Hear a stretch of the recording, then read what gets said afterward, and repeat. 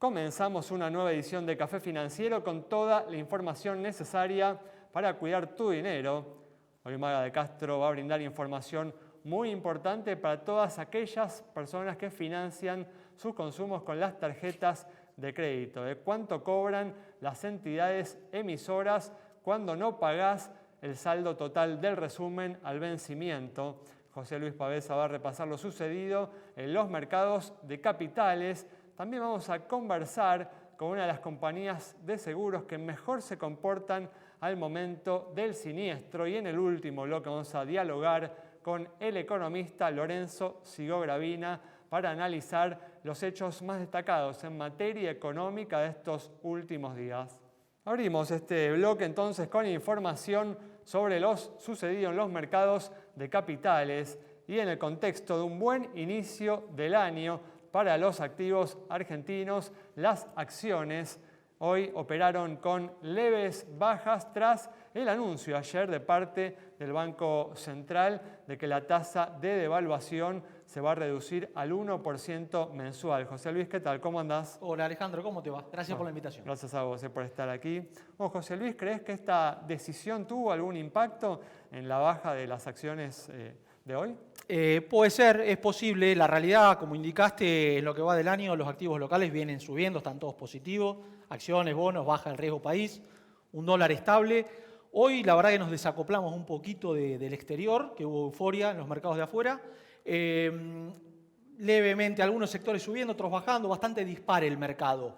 Puede ser uno de los motivos eso, que el mercado esté viendo que quizá el Banco Central se adelanta o se apresuró un poco en reducir a la mitad la tasa definida de devaluación mensual, del 2 al 1% a partir de febrero, y que eso pueda provocar algún tipo de presión sobre el dólar, ¿no? Y quizá todo el programa con un dólar subiendo se vendría abajo, si se quiere. Sin duda, José Luis, si esta decisión, ¿no?, del Banco Central, del gobierno, profundiza, ¿no?, el atraso cambiario, eso va a impactar, ¿no?, en las ganancias de las empresas, que son lo que está detrás de los valores accionarios, ¿no? Sí, ahí depende de qué tipo de empresa, qué sector exportador, no es lo mismo una empresa como Aluar, que exporta casi toda su producción, que una empresa que vende en el mercado interno, o un banco, ¿no? No, desde ya los bancos han sido, ¿no?, favorecidos, ¿no? Los bancos, ya el mercado el año pasado se adelantó, fue el sector que más subió, 200, 300% en dólares. Está bien que veníamos de un piso muy bajo, pero bueno, nada, lo que va del año, la verdad que también los mercados de afuera estaban bajando y nosotros estábamos subiendo, con lo cual por ahora habrá que ver qué va a pasar con el dólar. Bueno, depende de la inflación, ¿no? Ayer el dato de inflación de 2,7 quizá no fue el mejor o el más esperado. El gobierno esperaba alrededor de 2,4, 2,5. Hay que ver qué pasa en los siguientes meses, ¿no? Porque estacionalmente diciembre puede ser un mes de mayor inflación. Habrá que ver los siguientes meses, ¿no? ¿Alguna recomendación, José Luis, para aquellos que están buscando invertir en activos argentinos? A ver, yo en mi opinión creo que si continúa un poquito el orden macroeconómico y demás, el sector bancario va a seguir subiendo si mejoran los salarios, el salario real, digamos. Sector petrolero, obviamente uno de los mejores sectores del país en este momento. YPF, Vista, Central Puerto, sector energético. Así que hay oportunidades, y en bonos renta fija también, ¿no?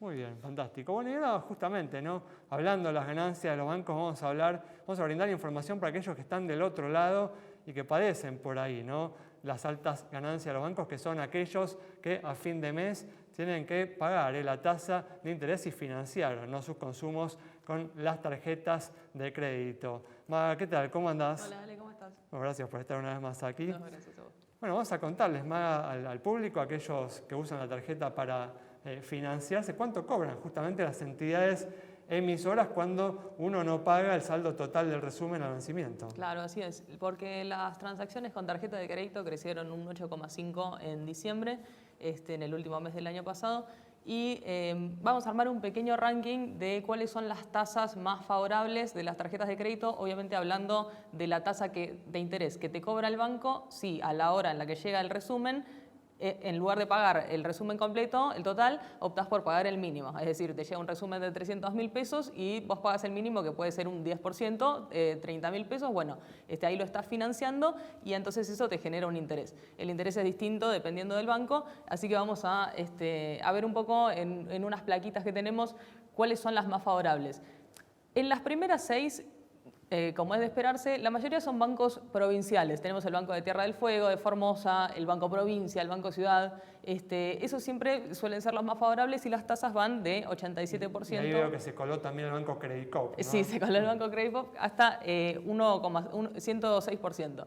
En la segunda vamos a ver que entran algunos otros bancos privados más conocidos, como el Banco Francés, el Superville, y el Santander. Acá las tasas, de nuevo, del 106% al 122%. Estas son las más favorables. Y también tenemos un par de entidades financieras en la otra plaquita que, bueno, como vemos, van arriba de 130. ¿Por qué es esto? Porque siempre va a ser más beneficioso. Estas son las entidades de los supermercados, las líneas de supermercados que sacan una tarjeta de crédito. Siempre van a ser más favorables las tasas de los bancos. Pero bueno, esto obviamente para tener en cuenta siempre la mejor opción es pagar el total de la tarjeta, pero si vas a pagar el mínimo, estas son las tasas a tener en cuenta. Sí, información, es realmente muy importante. Vemos ahí importantes diferencias que justamente indican, ¿no?, que uno puede generar un ahorro significativo en lo que paga por el financiamiento si uno justamente saca una tarjeta en aquellas entidades que tienen las tasas más bajas y que definitivamente no tienen políticas restrictivas para entregar tarjeta de crédito. Así que a tener muy en cuenta esta información que acaba de dar Maga. Vamos a continuar ahora con el repaso de lo sucedido en los mercados de capitales y nos vamos a trasladar al ámbito internacional, donde hubo un buen dato de inflación en Estados Unidos, que vino mejor de lo que se esperaba, lo que generó una expectativa de que las tasas de interés en Estados Unidos pueden bajar más de lo que se esperaba inicialmente y provocó esto una suba en los principales índices bursátiles de Estados Unidos. José Luis, bueno, se le puso un poco de pimienta a un mercado que había empezado muy flojo, ¿no?, esta primera parte del año. A diferencia de lo que pasó en Argentina, Estados Unidos arrancó mal el año. El año pasado, 2024, fue un buen año, subiendo arriba del 20%, los principales índices. Pero en diciembre empiezan a aparecer algunos datos de una economía robusta en Estados Unidos que hace pensar que la Fed no va a bajar la tasa, lo que en un momento se esperaba. Si la Fed mantiene tasas altas, esto es negativo para empresas, sobre todo empresas que necesitan fondeo del mercado, como las tecnológicas, para crecer. Claro, altas tasas de interés impactan en las empresas justamente que se financian en los mercados financieros, obviamente, porque Totalmente. eso impacta en la rentabilidad de esas compañías, ¿no? Totalmente, eso fue lo que pasó. Hoy el dato de inflación fue mejor al esperado, como vos dijiste, fue 2,2 mensual, la core, la subyacente, la que marca la tendencia, y 3,2 interanual. Se esperaba 3,3 y 0,3, es mínima la diferencia, pero fue mejor. Yo creo que si el dato no estaba con lo que las expectativas creían, el mercado podía caer fuerte. Pero lo importante es justamente que el dato que vino mejor de lo que se esperaba, la inflación núcleo, es un dato que mira mucho, ¿no?, la Reserva Federal de Estados Unidos para determinar justamente Es el principal la dato. tasa de interés, ¿no? Ese dato y el dato de empleo que salió la semana pasada, sale el primer viernes de cada mes, y la creación de empleo fue mucho mayor que la esperada. Es decir, el buen dato del mercado fue un mal dato el buen dato de la economía real fue un mal dato para el mercado, increíblemente. Pero bueno, nada, es lo que sucedió. Y a eso sumale la asunción de Trump y que anunció que iba a subir tarifas al comercio con China, sobre todo, con Europa, México, y esas son medidas inflacionarias, le pueden poner leña al fuego. La gran pregunta, ¿no?, es si esta recuperación que vimos hoy en los principales índices bursátiles se puede sostener en los próximos días. Hemos visto, ¿no?, en las últimas semanas una gran volatilidad, ¿no?, en estos índices. Sí, yo creo que se pueden seguir viendo. Hoy empezó lo que llama la temporada de balances. De acá a un mes, todas las principales empresas, las que cotizan en Estados Unidos, tienen que mostrar obligatoriamente sus balances. Si estos balances son buenos, el mercado seguirá subiendo, ¿sí? Si la salud de una empresa es buena, la acción tiene que subir. Rápidamente, José Luis, ¿ves alguna oportunidad para aquel que está mirando, está buscando algún CDR? Algún CDR, sí, hay oportunidades. Yo para el arriesgado hasta le podría recomendar, si se anima, algo en criptomonedas, con riesgo, agresivo, a largo plazo. Dale, a ver, 2 o 3 CDR si Te tenés, digo, ahí te digo, rápidamente. IBIT, que es uno que replica al Bitcoin. ¿Por qué? Porque, bueno, asume Trump y Trump Muy se bien. planteó como ser amigo del sector. Uno de los nuevos CDRs del mercado, ¿qué más? Si la tasa de interés en Estados Unidos baja, algo del Nasdaq, el QQQ, alguna empresa vinculada a lo que es chips y microprocesadores, AMD, por ejemplo. Muy bien. Así que hay. Ahí tiraste varias. Bueno, muchas gracias, José Luis. Bueno, con estas recomendaciones de José Luis Pavesa cerramos este bloque. Recordá que te puedes comunicar con nosotros a través de las distintas redes sociales para hacernos cualquier consulta o transmitirnos cualquier inquietud. Quédate con nosotros. En instantes regresamos con mucha más información.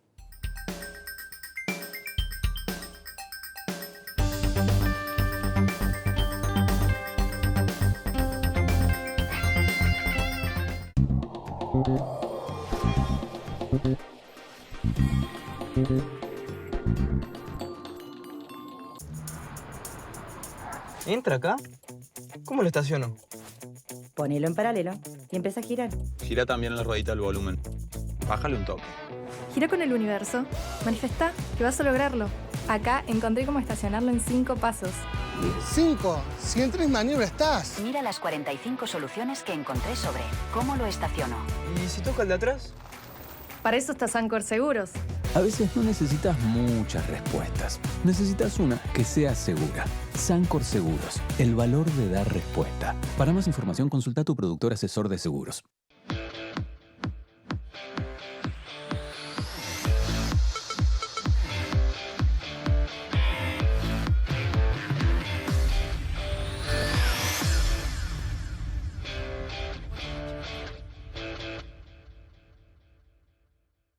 La nueva Cooperativa de Seguros le ofrece las mejores coberturas para usted y su familia. Contáctese al 0800-333-4455. La nueva, honestidad para asegurar, solvencia para responder. El celular es mi herramienta de trabajo y es una fuente inagotable de información. Yo lo protejo con Segurosel de Rus Seguros. Asesórate con un productor o cotizá y contratá 100% online. Segurosel, de Rus Seguros.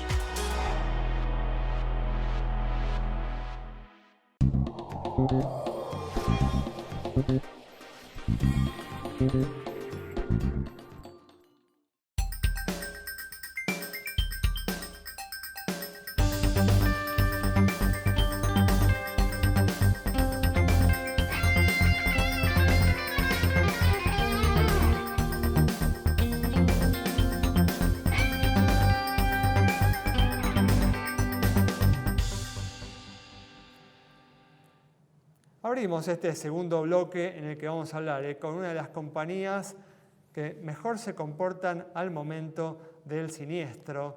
Y justamente nos acompaña Leonardo Fernández, que es gerente de siniestros de Allianz Argentina, la compañía que obtuvo la segunda mejor calificación en el ranking de las compañías que mejor se comportan al momento del siniestro, que arma todos los años Grupo Sol junto a CEOP. Leo, ¿qué tal? ¿Cómo andás? Muy bien, ¿vos? Gracias por estar una vez Un más gusto aquí. nuevamente acá, la verdad muy contento. Buen año para ustedes. Igualmente, gracias. Bueno, Leo, ¿por qué crees que la compañía fue tan bien calificada una vez más por los productores asesores de seguros? Está bueno una vez más. Recién hablamos fuera de cámara, creo que es el tercer año consecutivo que estamos por lo mismo acá. Nos pone muy contentos, nos muestra una regularidad, una consistencia en nuestra forma de trabajar. ¿Por qué? Creo que nuestra cultura de trabajo es el paraguas de todo, ¿no? Tenemos un equipo muy comprometido con el servicio y cuando hablo de equipo no hablo solamente de siniestros, sino tiene que estar todo engranado. Invertimos en procesos, invertimos en tecnología. Nos preocupa mucho la experiencia del cliente. Le damos mucha importancia a las encuestas, a la detracción, a lo bueno que cuentan también para seguir ese camino. Y nos preocupa, básicamente es eso.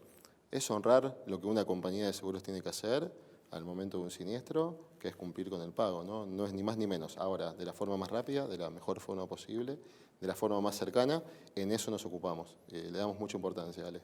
Bueno, algo ya acabás de mencionar en esta respuesta que acabas de darme, pero ¿cuáles dirías que son las claves para dar, ¿no?, una respuesta de excelencia en este momento tan importante que es el momento del siniestro, ¿no? Bueno, que sea en este contexto o en los últimos años que decíamos que venimos, por suerte, con esta buena encuesta a favor, en años tan complicados a nivel económico, estar cerca de la gente y cumplir rápidamente con lo que es el pago de un siniestro, me parece que es súper importante.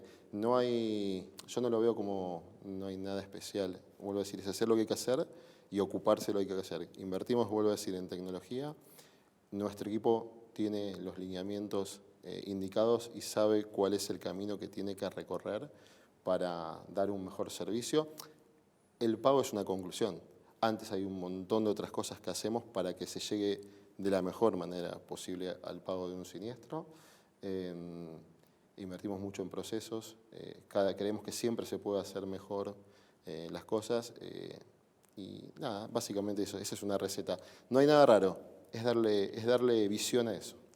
Y también, ¿crees que es importante en este resultado final la comunicación adecuada con el cliente al momento de la contratación de la póliza? Es un gran desafío que el cliente sepa qué es lo que contrata. Creo que es muy importante el rol del productor de seguros también en esa función de explicarle al cliente qué es lo que está contratando, qué es lo que su póliza le va a cubrir. Creo que también tenemos que hacer una visión para adentro de tener siempre pólizas lo más claro posibles.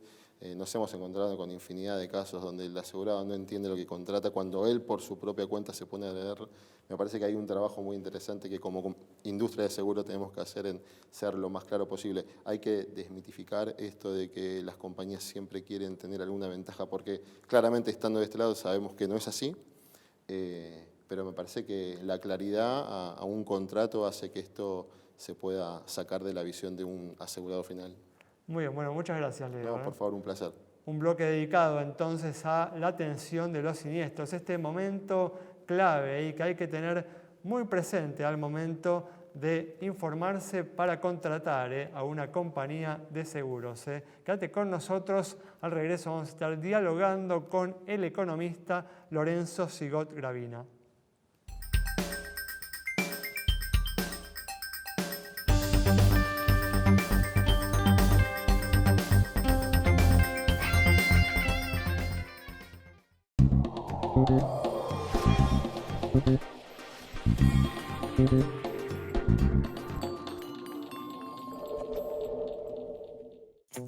Estamos para abrir, ¿no?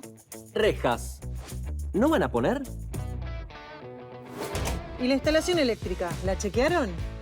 ¿Chequearon también si el piso está mojado? Es muy resbaladizo. Ah, y empezá a chequear dónde hacer publicidad. En las redes.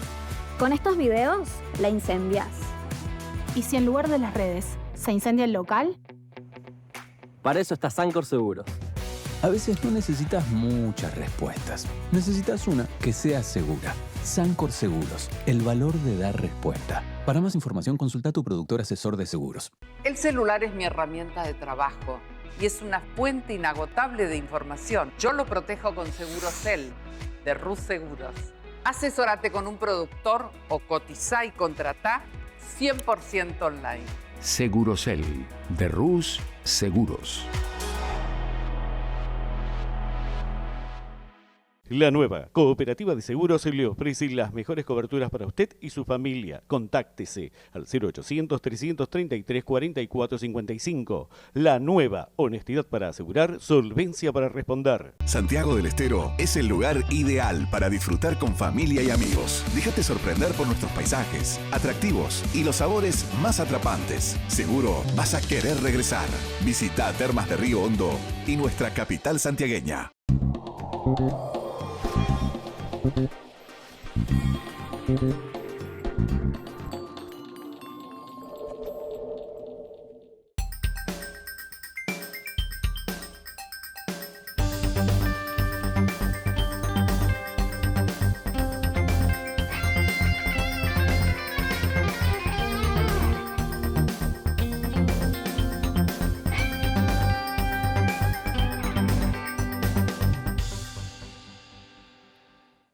Abrimos este último bloque ya con la presencia del economista Lorenzo Sigogravina para analizar las principales noticias económicas de estos últimos días. Lorenzo, ¿qué tal? ¿Cómo andás? ¿Qué tal? Mucho gusto. Gracias por estar una vez más aquí, Lorenzo. Un placer. Bueno, ayer el gobierno, como dijimos ya en el primer bloque, anunció que a partir del 1 de febrero se modificará la tasa de devaluación del 2 al 1% mensual. Busca de esta manera profundizar la desaceleración de la inflación que en diciembre fue del 2,7%. Lorenzo, bueno, ¿cuál es tu opinión sobre esta decisión del gobierno del Banco Central? Confirma que la prioridad absoluta está en bajar la inflación y a costa incluso de que el peso argentino se siga apreciando, cosa que ya es preocupante porque lo vemos en las playas de los países vecinos, etcétera, que empieza a haber señales de que está muy barato el dólar en nuestro país.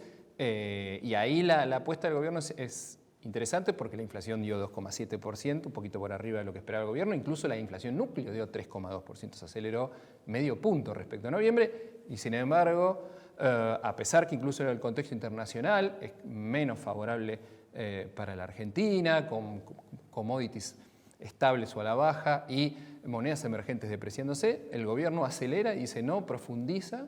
Y dice, bueno, no, todo para seguir bajando la inflación, que perfore el 2% de la inflación, para eso baja a la mitad, al 1% el ritmo de depreciación del tipo de cambio oficial y de alguna manera acelera en la curva porque obviamente el contexto ha cambiado y esto te sumo que hay una señal compleja desde la provisión de dólares que es que el mapa de agua útil en la Argentina nuevamente se pone colorado. ¿Qué significa esto? Que hay problemas de escasez de agua por falta de precipitaciones y obviamente de temperaturas muy elevadas. Claro, que obviamente puede afectar las exportaciones agrícolas de este 2025, ¿no? Exactamente, menos exportaciones agrícolas, un tipo de cambio muy apreciado que te facilita o te abarata las importaciones de turismo, de compras, etc. Bueno, tenemos una situación que se puede poner más compleja desde el punto de vista cambiario, menos holgado, puede haber además en un año de elecciones cerca de los comicios la típica dolarización por las dudas o desencillar hasta que aclare el panorama político. Bueno, y todo eso se puede combinar obviamente en una mayor demanda,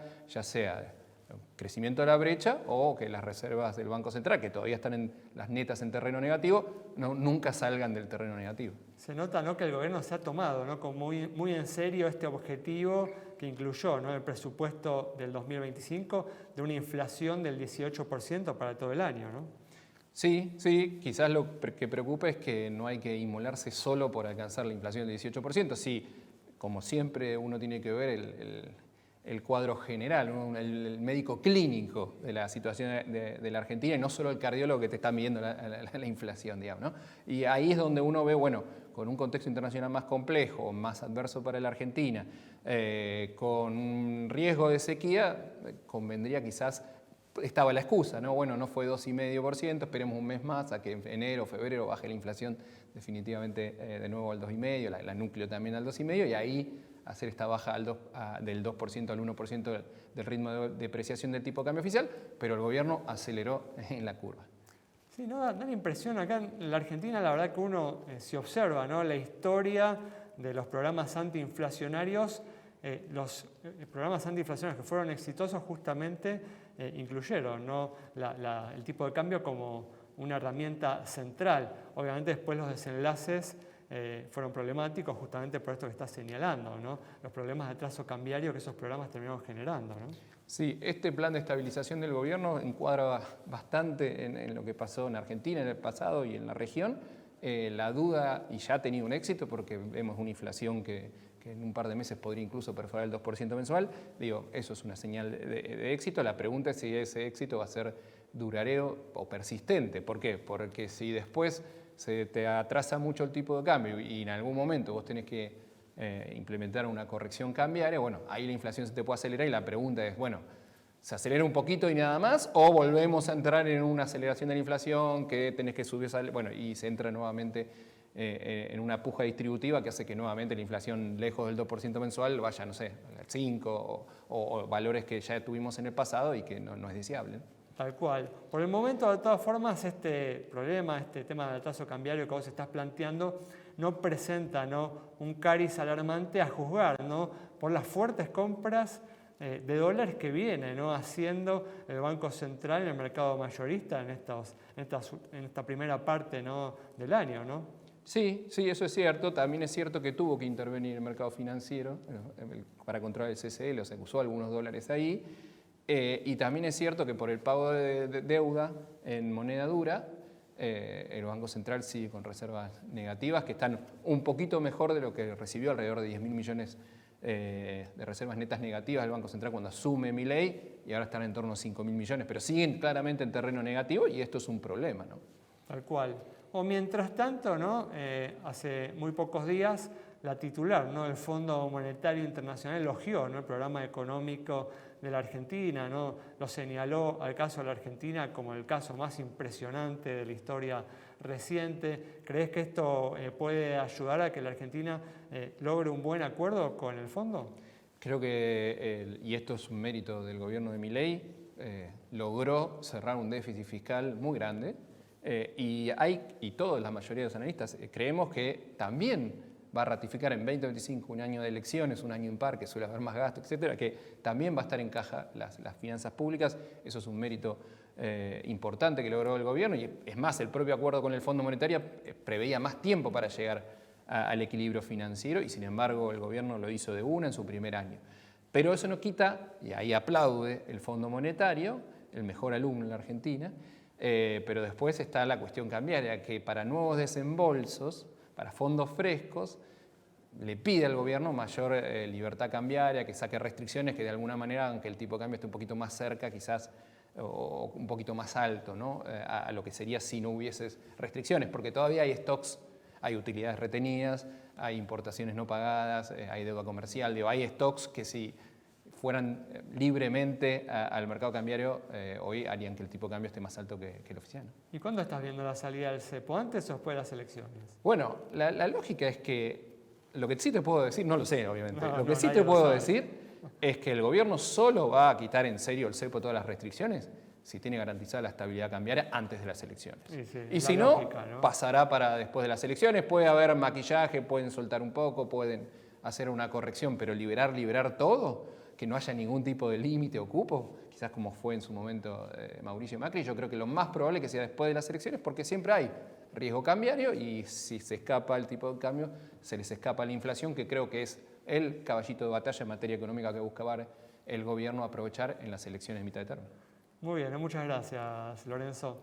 Con este análisis exhaustivo del economista Lorenzo Sigor-Gravina sobre la situación de la economía argentina en este inicio del año, con esta importante decisión del gobierno de reducir la tasa de devaluación al 1% y las perspectivas que tenemos por delante. Nos reencontramos el próximo miércoles a las 20:30 aquí en Metro.